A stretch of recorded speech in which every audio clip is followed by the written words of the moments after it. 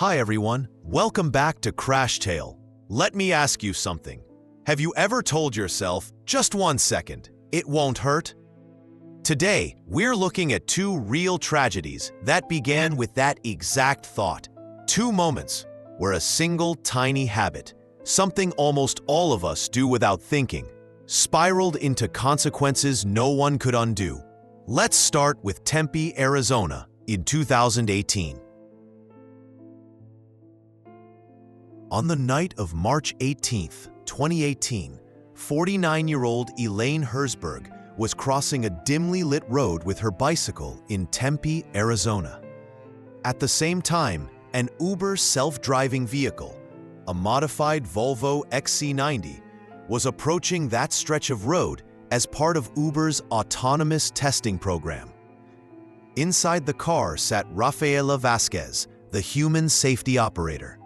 Her job was simple: monitor the road, keep an eye on the car's sensors, and be ready to take control if anything went wrong. She had done this shift countless times. Hours of sitting, nothing happening, the monotony of watching a machine do almost everything for you. And that's where the bad habit slipped in, the habit we all share. Just checking something for a second. NTSB investigators later discovered that Vasquez wasn't looking at the road.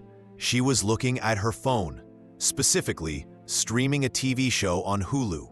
She glanced down for a few seconds at a time, then looked up, then down again.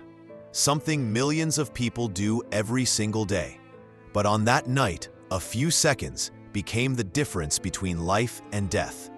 At 39 miles per hour, the self-driving system detected Elaine, but misclassified her again and again. First, as an object, then as a cyclist, then as an unknown obstacle, and failed to predict her path. The car gave no warning, and Vasquez wasn't watching the road. She looked up less than 1 second before impact. The crash was fatal. Elaine Herzberg became the first pedestrian in history killed by an autonomous vehicle. When the investigation concluded, the NTSB didn't blame just AI. They blamed a very human truth. The driver was visually distracted by a personal device and failed to monitor the roadway. Just one glance, just 1 second, just one habit we all think is harmless. But that one habit, that universal moment of, let me just check this real quick, shattered a life, ended a landmark safety program, and became a turning point in the history of automated driving. And the truth is, what happened in Tempe wasn't rare at all. It's the same bad habit behind thousands of tragedies every year. Sometimes it's a screen, and sometimes it's something even more familiar: the urge to rush.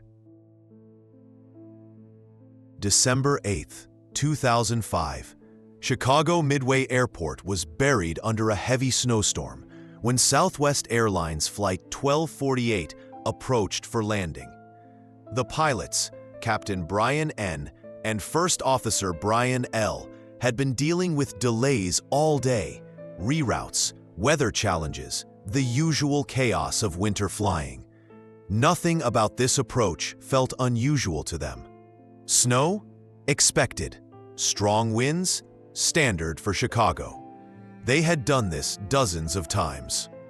And that's exactly what made the danger invisible. The runway was short, the conditions were icy, and the Boeing 737 needed a longer than usual rollout to stop safely. But the pilots were under time pressure, behind schedule, fatigued, still believing they could land safely by adjusting just a little.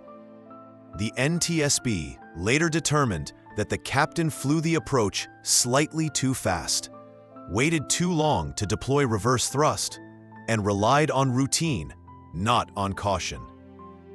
Seconds after touchdown, the pilots realized the plane wasn't slowing fast enough. The tires skidded, the aircraft veered, and then it broke through the airport fence, skidding into the street outside the runway. There, it slammed into a car and killed a 6-year-old boy named Joshua Woods. Everyone on the plane survived, but the tragedy on the ground was irreversible.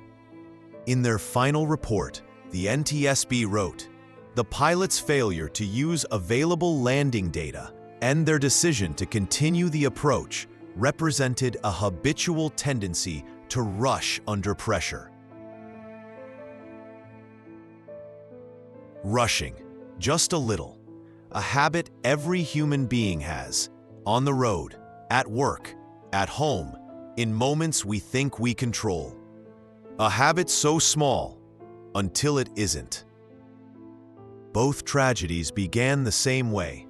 One tiny habit, one subtle moment of "it'll be fine," one decision we've all made without thinking.